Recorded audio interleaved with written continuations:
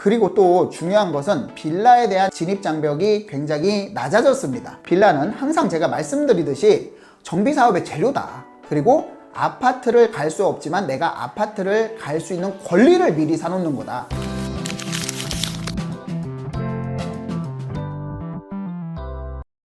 안녕하세요. 반갑습니다. 여러분과 함께 투자의 시작을 설계하는 부동산 채널 이충민의 부말리입니다. 오늘은 그간 정부에서 세 번째 대책이 나오고 나서 시장 분위기가 급격히 냉각하는 분위기가 이어지고 있습니다. 그래서 오늘은 이 대책과 대책 효과에 대해서 궁금해 하시는 분들이 많아서 이런 질문을 토대로 오늘은 Q&A 시간을 만들어 봤습니다. 그럼 Q&A 시작하겠습니다.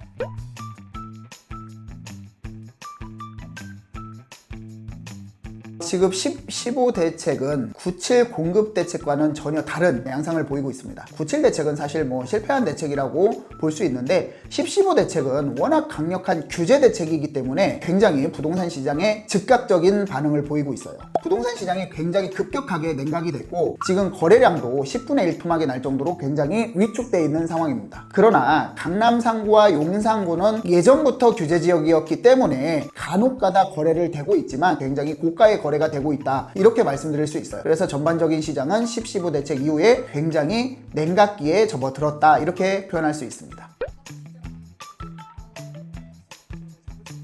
규제는 규제를 부르고요. 공급을 할 수 있는 방향성을 잡지를 못할 거예요. 지금 627 대책 이후 규제 대책이 나왔고 97 공급 대책이 나왔고 15 규제 대책이 나왔습니다. 우리가 봤을 때 627 규제 대책이 나온 뒤로 시장은 급격하게 상승폭을 둔화시키고 거래량을 축소를 했습니다. 일부 두세 달 정도는 성공한 정책이라고 볼 수 있는데 97 공급 대책이 나왔을 때는 한 달도 안 돼서 시장이 반응을 했어요. 다시 상승폭을 더 확대를 했다는 거죠. 그리고 지금 15 대책 규제 대책이 나오고 보름 정도 지난 이 시점에서 굉장히 급격하게 시장을 반응을 하고 있습니다. 그래서 규제는 규제를 낳고 공급을 할 수 없는 그런 정책이 계속 이어질 수밖에 없다. 그래서 규제만으로 실질적으로 필요한 지역에 공급을 원하는 소유자들을 심리적으로 규제로 인해서 눌러놓은 경향이 있지만 규제만으로 부동산 가격을 잡는다, 안정시킨다라는 것은 사실 굉장히 위험한 발상이다, 이렇게 말씀드릴 수 있습니다.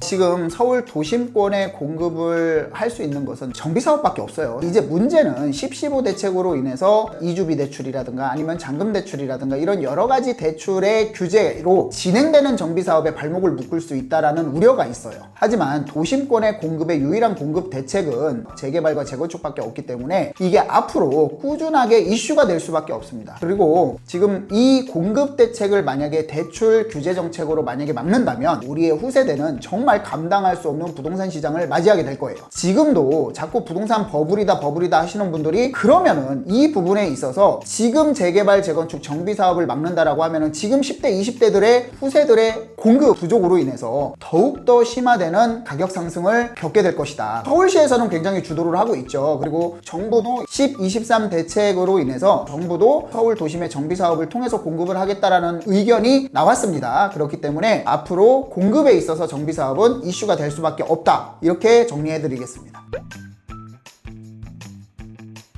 꼭 빌라로만 이동하는 것은 아니고요. 여러 가지 풍선 효과가 있죠. 특히 이제 규제 지역을 확대하는 것은 소몰이 정책이라고 말씀을 드립니다. 이 풍선 효과를 이대로 표현할 수 있어요. 지금 3중 규제죠. 이 지역으로 규제를 했다라고 하면은 다른 지역으로 또 풍선 효과가 있어서 지금 구리라든가 남양주라든가 그 다음에 동탄이라든가 이런 지역들이 또 풍선 효과, 가격 상승이 되고 또 거래량이 늘어나고 이런 효과를 볼 수 있습니다. 그래서 일부 자금이 빌라로 들어오고 그 다음에 다른 지역으로 간다라고 볼 수 있는데 빌라로 왜 돈이 많이 들어오냐? 서울시와 정부에서 도심권에 공급할 수 있는 재개발 재건축 정비 사업의 재료라고 볼 수 있어요. 그렇기 때문에 유동성이 빌라에 유입될 가능성이 높고, 그리고 또 중요한 것은 빌라에 대한 진입 장벽이 굉장히 낮아졌습니다. 특히 6억 이하의 신축주택 같은 경우에는 주택임대차 사업자 6년을 내게 되면은 취득세 감면에 주택수에서 배제, 종부세 배제가 되고요. 이러다 보니까 소액 투자를 하시는 분들 입장에서는 오히려 풍선 효과로 경기도의 저 외곽 지역의 아파트 아파트보다는 도심권에 빌라를 투자하는 성향이 굉장히 두드러진다라고 말씀드릴 수 있습니다. 하지만 꼭 이렇게 빌라로 들어오는 것은 아니고 빌라도 있고요. 그 다음에 예전에 우리 경험을 했잖아요. 2021년도, 20년도에 서울 전역에 규제 지역으로 지정을 하고 하다 보니까 꼬마 빌딩도 굉장히 많이 올라갔죠. 그래서 지금은 이렇게 아파트와 서울 25개구, 경기도 12개 구역에 총 37개 구역에 3중 규제로 묶여 있는데, 이렇게 되면 자금은 뻔합니다. 도심권에는 무조건 빌라, 그리고 도심 외곽 지역의 아파트, 그리고 도심권에 있는 꼬마 빌딩, 이렇게 세 가지로 이제 풍선 효과를 갈 수 있는데, 나머지 지역들 같은 경우에는 이제 꼬마 빌딩은 너무나 많은 돈이 필요하고 시드머니가 뭐 10억, 20억 많이 필요하잖아요. 그렇기 때문에 2, 3억으로 투자할 수 있는 서울 도심권의 빌라로 자금 유입이 굉장히 빠르게 진행이 된다라고 말씀드릴 수 있어요.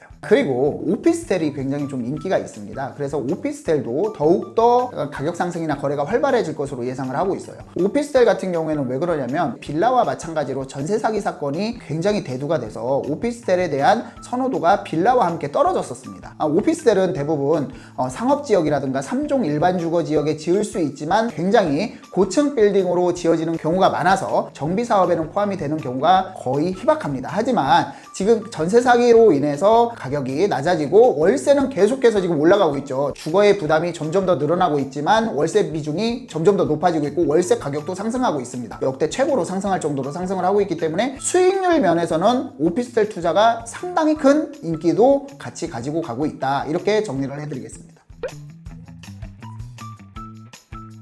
주목받는 이유는 단순합니다. 과거에는 빌라가 묻지마 투자가 굉장히 많았어요. 그러다가 이제 전세 사기 사건으로 인해서 한번 딱 리셋이 됐다라고 볼 수 있는데, 지금 다시 빌라에 대한 투자랑 관심이 굉장히 높아요. 빌라 하나에 뭐 15억 한다라고 하면 믿어지시겠습니까? 하지만 빌라는 항상 제가 말씀드리듯이 정비사업의 재료다. 그리고 아파트를 갈 수 없지만 내가 아파트를 갈 수 있는 권리를 미리 사놓는 거다 라고 하기 때문에 그렇게 15억을 주고 20억을 주고 사는 거예요. 구역 지정된 데 뭐 신속통합기획구역이나 모아타운, 한강뷰를 자랑한다든가 이런 지역들 15억, 20억 가지만 아직도 저렴한 지역이 굉장히 많죠. 역세권이라든가 아니면은 주거시설이 굉장히 열악한데 생활 편의시설, 인프라가 굉장히 잘 갖춰져 있는 지역도 2, 3억이면 투자할 수 있는 지역들이 상당히 많이 있어요. 그렇기 때문에 이런 빌라에 대한 인기는 앞으로도 서울 공급에 대한 이슈가 사라지지 않는 이상은 계속할 것이다, 정리를 해드릴 수 있습니다. 빌라 같은 경우에는요, 서민 주거 시설이라고 볼 수 있습니다. 뭐 완전 고급 빌라 아닌 이상은 대부분 뭐 매매가가 비싸봐야 정비사업 쪽 이슈가 있는 지역 아니면은 뭐 3, 4억대, 4, 5억대, 비싸도 7, 8억대 정도이기 때문에 빌라 같은 경우에는 이제 사면 떨어진다라는 그런 이슈가 있었어요. 서민이 주로 살지만 이 빌라가 정비사업에 대한 이슈가 없었었던 1990년대 후반이나 2000년대 초반만 하더라도 선호도가 떨어졌다라고 볼 수 있고요. 한참 2000년대 초반, 2002년, 2003년도, 2005년도에 뉴타운이 지정이 됐죠. 이제 빌라가 지분의 개념이구나, 아파트를 받을 수 있는 개념, 권리구나라는 인식이 두드러지면서 빌라에 대한 선호도가 굉장히 올라갔었습니다. 하지만 또 얼마 전에 빌라 전세 사기 사건으로 인해서 다시 리셋이 됐다라고 말씀을 드렸는데, 이러면서 빌라에 대해서 계속해서 냉탕과 온탕이 왔다 갔다 하다 보니까 빌라에 대한 선호도가 아는 사람만 아는 거예요. 그러니까 아파트는 누구나 다 좋아 이렇게 말할 수 있지만 빌라는 내가 투자해서 수익을 가져간 사람만이 이게 빌라에 대한 투자는 정말 아파트를 받을 수 있는 권리구나 라는 것을 몸으로 느껴야만 다시 투자를 한다라고 말씀드릴 수 있어서, 빌라에 대한 것은 분명 두 갈래로 갈려집니다. 내가 입주를 하는 빌라와 투자 겸 입주를 하는 빌라로 갈릴 수 있는데, 옛날처럼 사면 떨어진다라는 개념보다는 내가 위치 선정을 잘해서 빌라 투자를 잘하거나 빌라 입주를 잘한다라고 하면은 충분히 아파트를 받을 수 있는 권리와 재산 증식에 충분한 역할을 할 수 있는 부동산 투자처다, 이렇게 말씀드릴 수 있어요. 빌라는요, 결국엔 상품의 문제가 아니에요. 위치의 문제라고 볼 수 있습니다. 우리가 특히 뭐 광진구 자양동 같은 경우엔 자양사동 신속통합기획구역, 이동의 모아타운 신속통합기획구역, 이런 지역들, 그 다음에 송파의 잠실동, 그 다음에 뭐 영등포의 이런 지역들, 지금 모아타운과 신속통합기획구역 정비사업이 1000군데가 넘는데, 이런 빌라의 상품을 보는 게 아니라 빌라의 위치를 보는 것이 정확한 빌라의 방향성이다 라고 정리를 해드리겠습니다.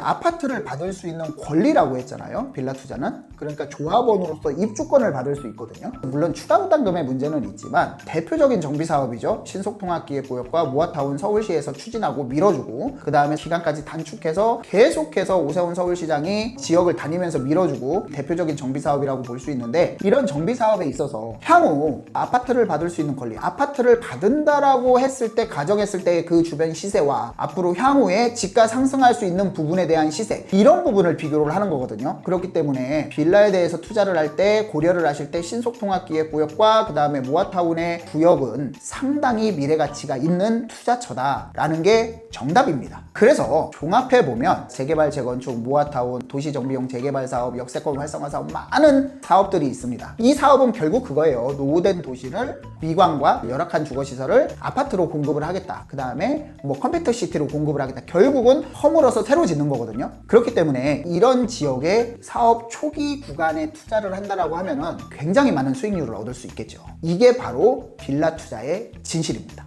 오늘은 구독자분과 시청하시는 분들 많이 궁금해하는 부분에 대해서 좀 말씀을 드렸어요. 10-15 대책에 대해서 지금 시장과 향후 시장 분위기, 그 다음에 앞으로 서울시와 정부가 함께 헤쳐나가야 될 도심 공급에서 가장 필요한 재료인 빌라에 대해서, 향후 빌라가 어떻게 될 것인가에 대해서 설명을 드렸습니다. 여러분들은 이런 말씀을 들으면 어떤 생각이 되십니까? 지금 서울시에서 투자의 기회는 무궁무진합니다. 그렇기 때문에 조금 더 발빠르게 움직인다면 남들보다 조금 더 여유 있는 삶을 살 수 있을 거라 확신합니다. 오늘은 이것으로 마무리하겠습니다. 감사합니다.